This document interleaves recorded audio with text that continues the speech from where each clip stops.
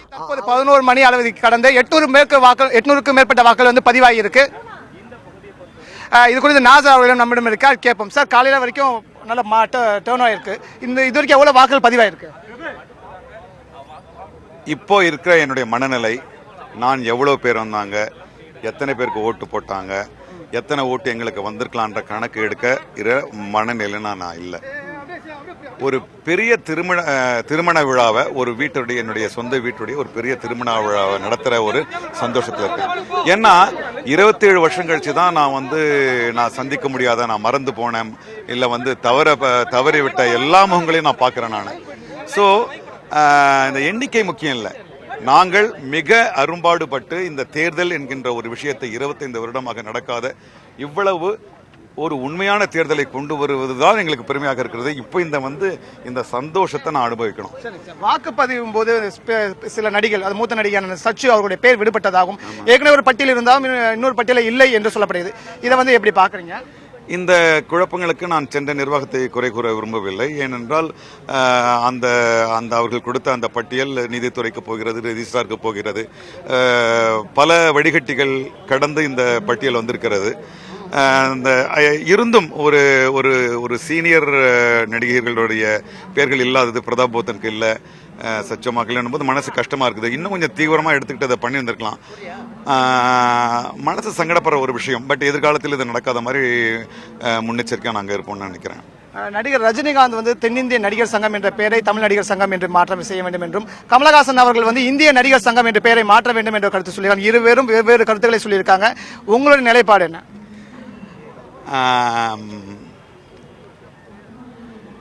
ஏன் இந்த சங்கத்திற்கு தென்னிந்திய நடிகர் சங்கம் என்று வைக்கப்பட்டது என்ற ஒரு ஆராய்ச்சிக்கு நாம் செல்ல வேண்டும். ஏன் இந்த சங்கத்திற்கு ஒரு தாய் 4 குழந்தைகளை அரவணைத்து செல்வது போல் இருக்கிறது என்பதை நாம் பார்க்க வேண்டும். எந்த எல்லைகளுக்குள் இதனுடைய நடவடிக்கைகள், சட்டங்கள் நடந்து கொண்டிருக்கின்றன என்பதை நாம் பார்க்க வேண்டும். தவிர எங்கெங்கெல்லாம் எந்த மொழி பேசுகிறவர்களெல்லாம் இதில் அங்கத்தினர்களாக இருக்கிறார்கள் என்பதை நாம் பார்க்க வேண்டும். தவிர இந்த கோரிக்கை தற்போது வைக்கப்பட்டதல்ல, பல ஆண்டுகளுக்கு முன்னாலே வைக்கப்பட்டது.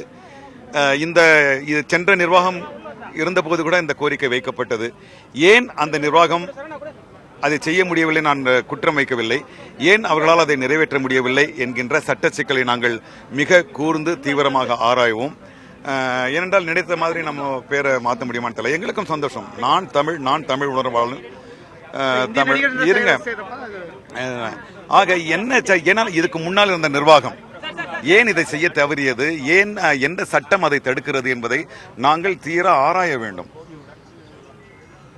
அதற்காக இந்த தென்னிந்திய நடிகர் சங்கத்தை தமிழ் நடிகர் சங்கம் என்று மாற்றுவதற்காக நாங்களும் மிக தீவிரமாக முயற்சி செய்வோம். எது இதை தடுத்து நிறுத்துகிறது என்பதை நாங்கள் தீர ஆராய்வோம், ஒரு முடிவு செய்வோம். நடிகர் சங்கத்தில் வெற்றி பெறக்கூடியவர்கள் தேர்தல் அறிக்கையில கொடுக்கப்பட்ட விஷயங்களை நடைமுறைப்படுத்தப்பட வேண்டும். அப்படி அவர்களால் செய்ய முடியவில்லை என்றால் தங்கள் பதவியை ராஜினாமா செய்ய வேண்டும் என்கிற கருத்தையும் ரஜினிகாந்த் அவர்கள் வாக்குப்பதிவு செய்த பிறகு செய்திருக்காரு. இதை பத்தி இதை ஏற்றுக்கொள்ளதா எப்படி நினைக்கிறீங்க? நல்லது, மிகவும் பிரமாதமான ஒரு கருத்து. இந்த திட்டங்களை நிறைவேற இவ்வளவு காலத்திற்குள் முடிக்க வேண்டும் என்கின்ற ஒரு கட்டுப்பாட்டை யார் முன்வைப்பது? அந்த கால வரையற்குள் நாங்கள் எப்படி முடியும் என்கின்ற நாங்கள் பார்க்க வேண்டும். என்னுடைய கருத்து, திரு ரஜினிகாந்த் அவர்களுடைய கருத்தை நான் மிகவும் மதிக்கிறேன். அவருடைய கருத்து என்ன? முழுவீச்சாக செயல்படக்கூடிய நிர்வாகம் தென்னிந்திய நடிகர் சங்கத்தை நடத்த வேண்டும் என்பதுதான் அவருடைய கருத்தாக நான் கருதுகிறேன். சரியா? நாங்கள் அறிவித்த திட்டங்கள், எங்களை ஒருவேளை நாங்கள் அந்த நிர்வாகத்தை ஏற்றுக்கொண்டால், எங்களை இடையூறு செய்யாமல் 3 வருடம் நடத்த விட்டால் எங்களால் அதை நிறைவேற்ற முடியும். அப்புறம் ராஜினாமா அதான் சொல்கிறேன், எந்த கால வரைக்குள் முடிக்க வைக்க வேண்டும் என்பதை யாரும் நிறைய எடுக்க முடியாது.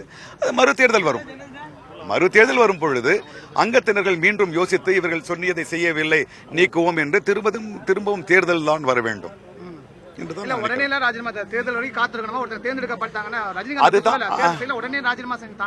சரி, நான் அந்த திட்டங்களை கொண்டு ரஜினிகாந்த் சார் தலைமையில் ஒரு குழு அமைத்துக்கட்டும். நான் அவர்களிடம் இந்த திட்டத்தை சமர்ப்பிக்கிறேன். இதை இத்தனை ஆண்டுக்குள் முடிக்க வேண்டும் அவர்கள் என்று ஒரு காலவரை கொடுக்கட்டும். நாங்கள் நிறைவேற்ற முயற்சிக்கிறோம். இல்லை என்றால் ராஜினாமா செய்கிறோம். தேர்தல் வெற்றி பெற்ற பிறகு முதல் இது திட்டம் என்ன?